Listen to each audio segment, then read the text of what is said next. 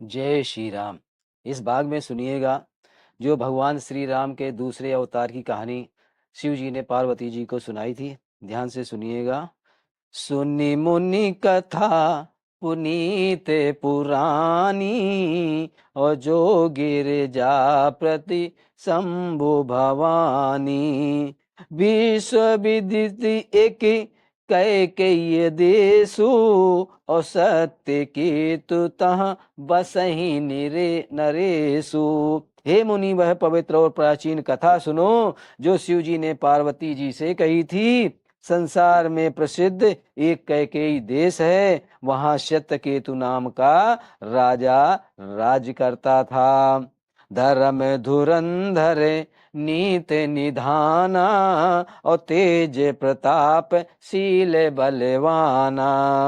तेहि के भय जुगल सुत बीरा, और सब गुण धाम महारन धीरा। वह धर्म की धुरी को धारण करने वाला, नीति की खान, तेजस्वी प्रतापी सुशील और बलवान था। उसके दो पीर पुत्र हुए थे जो सब गुणों से भंडार और बड़े ही रणधीर थे। राजधनी जो सेठ सुते आही, और नाम प्रताप भानु असिताही।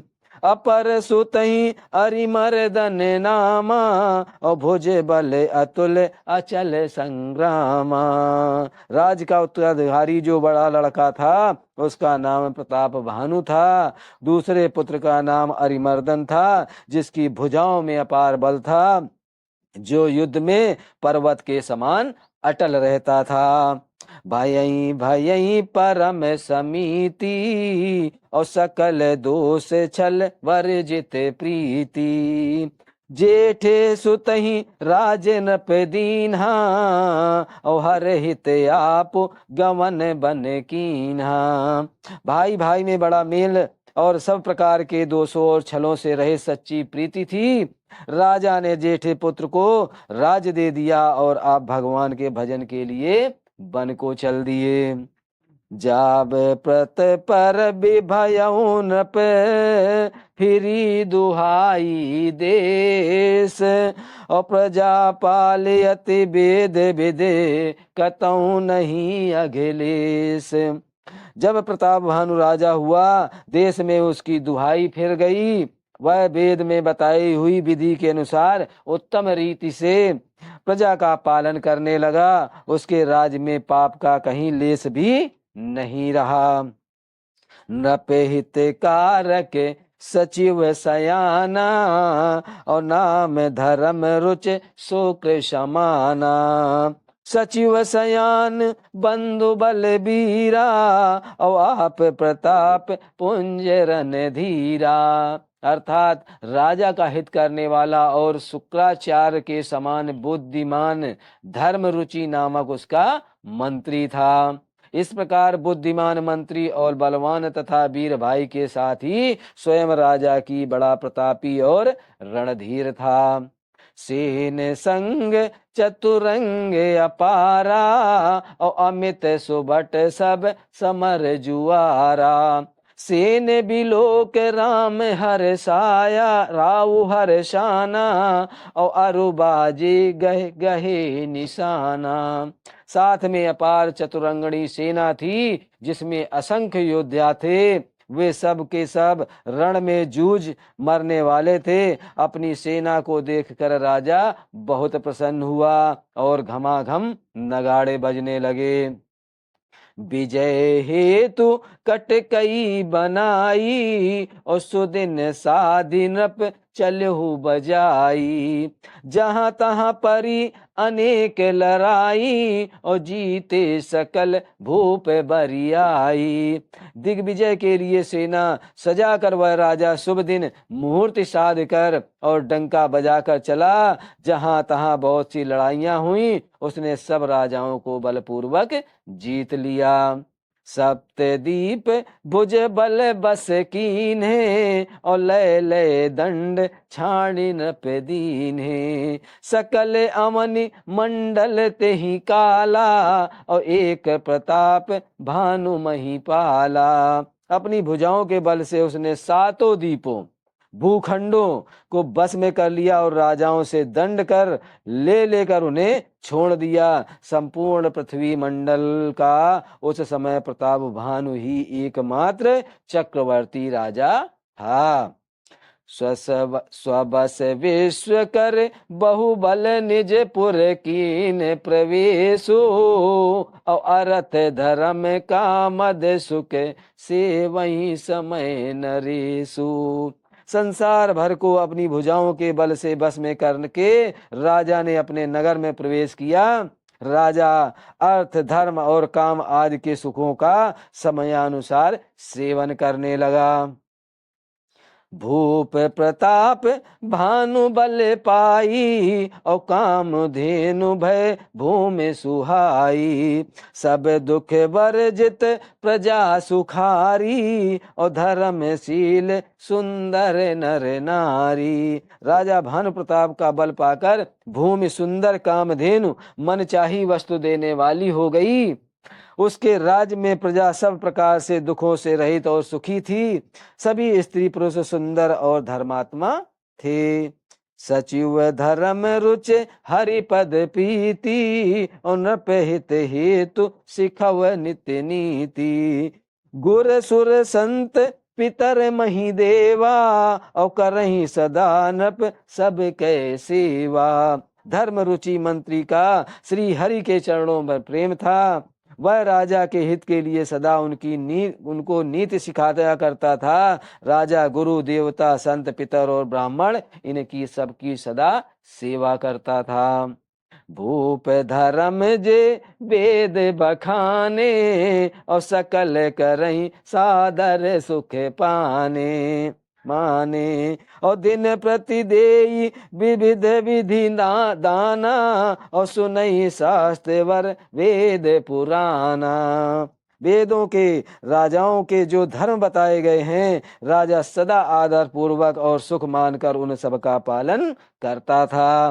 प्रतिदिन अनेक प्रकार के दान देता और उत्तम शास्त्र वेद और पुराण सुनता। नाना बापी कूप तड़ागा, और सुमन वाटिका सुंदर बागा। विप्र भवन सुर भवन सुहाए, और सब तीर्थन विचित्र बनाए। अर्थात उसने बहुत सी बावलियां, कुएं, तालाब, फुलवाड़ियां, सुंदर बगीचे, ब्राह्मणों के लिए घर और देवताओं के सुंदर सुंदर विचित्र मंदिर व तीर्थ बनवाए। जहाँ लगी कहे पुराण श्रुति, एक एक सब जाग, और बार सहस्र सहस्र नपे किए सहित अनुराग। वेद और पुराणों में जितने प्रकार के यज्ञ कहे गए हैं, राजा ने एक एक करके उन सब यज्ञों को प्रेम सहित हजार हजार बार किया। हृदय न कछु फल अनुसंधाना, और भूप विवेक परम सुजाना।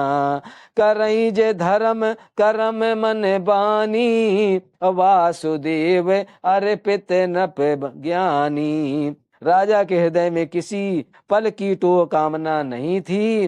राजा बड़ा ही बुद्धिमान और ज्ञानी था। वह ज्ञानी राजा कर्म मन और वाणी जो कुछ भी धर्म करता था, सब भगवान वासुदेव के अर्पित करके करता था। चढ़ी वर बाजी वारे एक राजा, अमर गया कर सब साजी समाजा। विंध्याचल गंभीर बन गयऊं, और मृग पुनीत बहु मारत भयऊं। एक बार वह राजा एक अच्छे घोड़े पर सवार होकर शिकार का सब सामान सजाकर विंध्याचल के घने जंगलों में गया, और वहां उसने बहुत से उत्तम उत्तम हिरन मारे।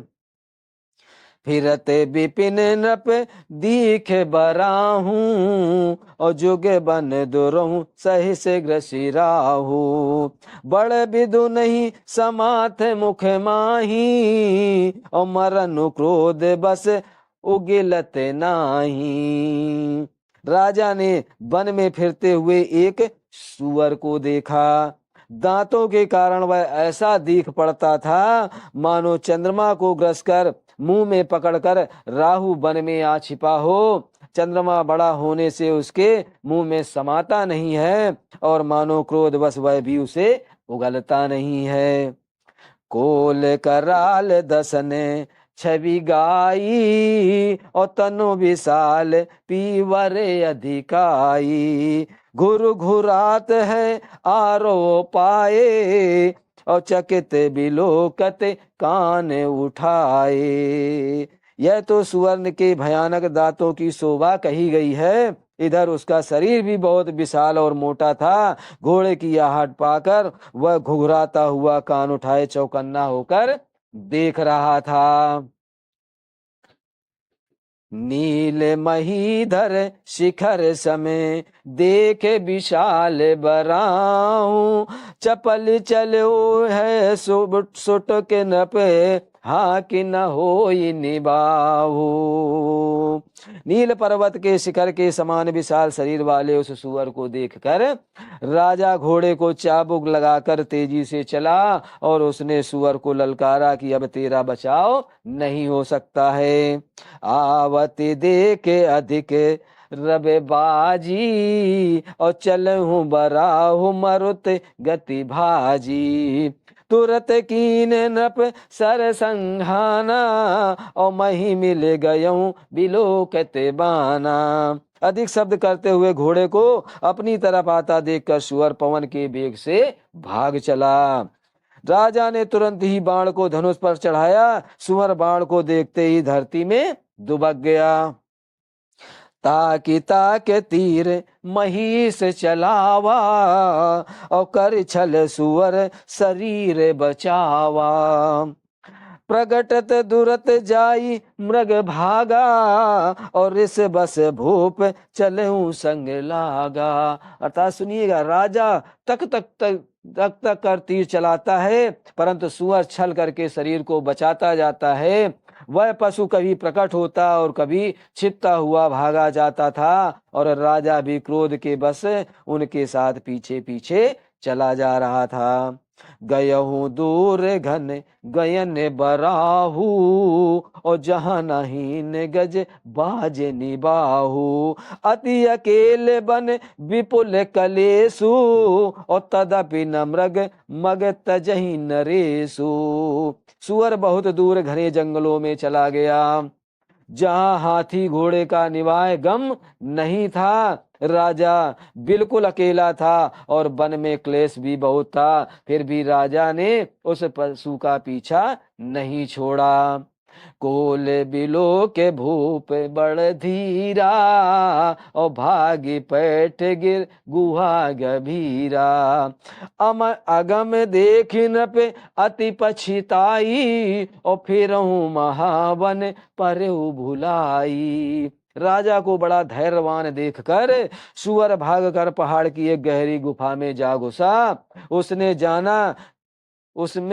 जाना कठिन देखकर राजा को बहुत पछता कर लौटना पड़ा, पर उस घोर वन में वह रास्ता भूल गया।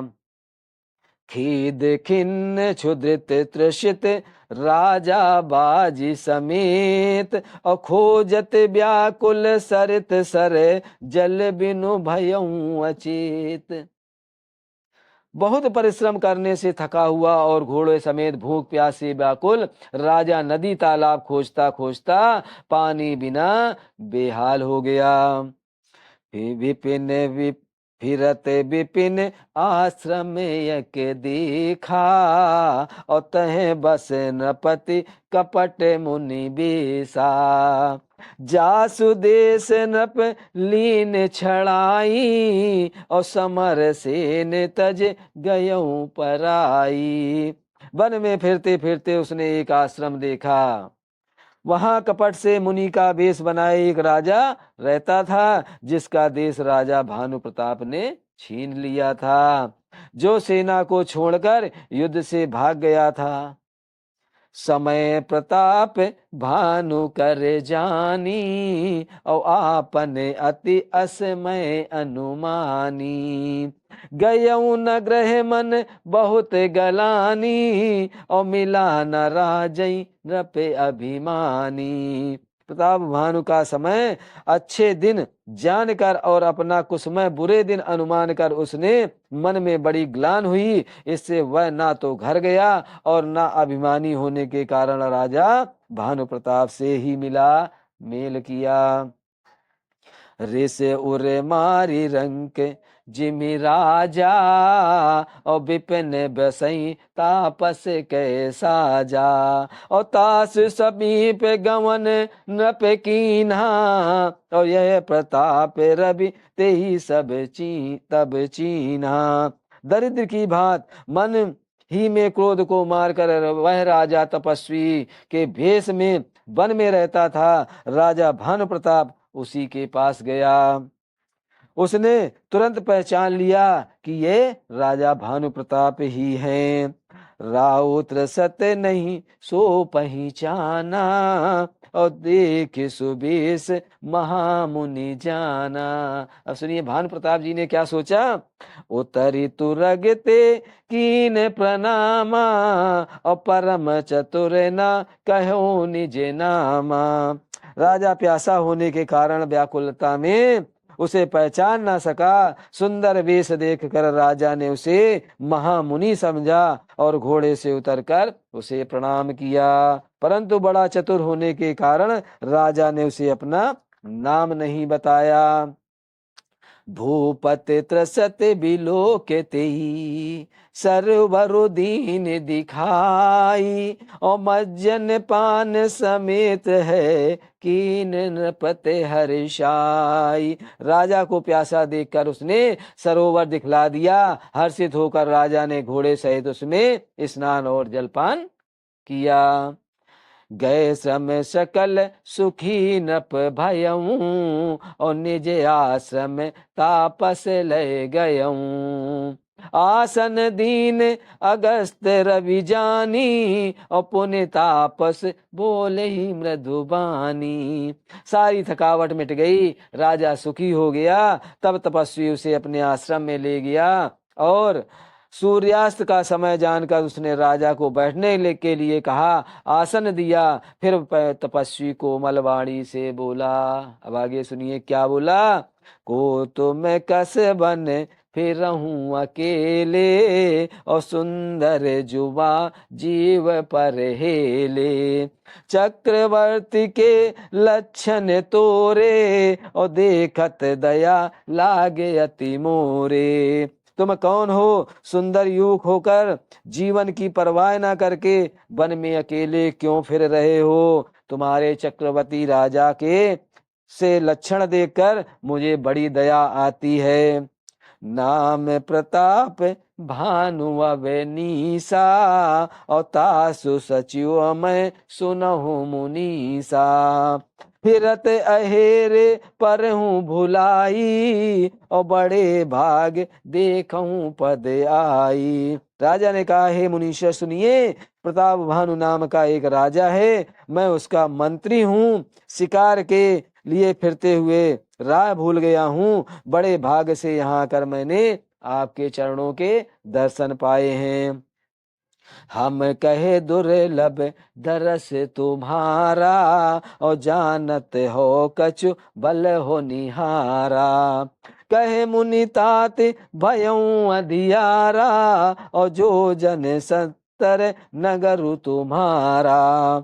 हमें आपका दर्शन दुर्लभ था, इससे जान पड़ता है कि कुछ भला होने वाला है। मुनि ने कहा, हे तात, अंधेरा हो गया है। तुम्हारा नगर यहाँ से 70 योजन दूर है। निशा घोर गंभीर बन पंथ न सुनहु सुजान और बसऊं आज अस जान तुम जायऊं होते बिहान। हे सुजान, सुनो, घोर अंधेरी रात है, घना जंगल है, रास्ता नहीं है। ऐसा समझकर तुम आज यहीं ठहर जाओ, सवेरा होते ही चले जाना। तुलसी जैसी भव्यता तैसी मिलई सहाय और आपुने आवही ताही पई ताही तहाँ ले जाई। तुलसीदास जी कहते हैं कि जैसी भवित्यता होनहार होती है वैसी ही सहायता मिल जाती है। यह तो बस आप ही उसके पास आती है या तो वहां लेकर चली जाती है।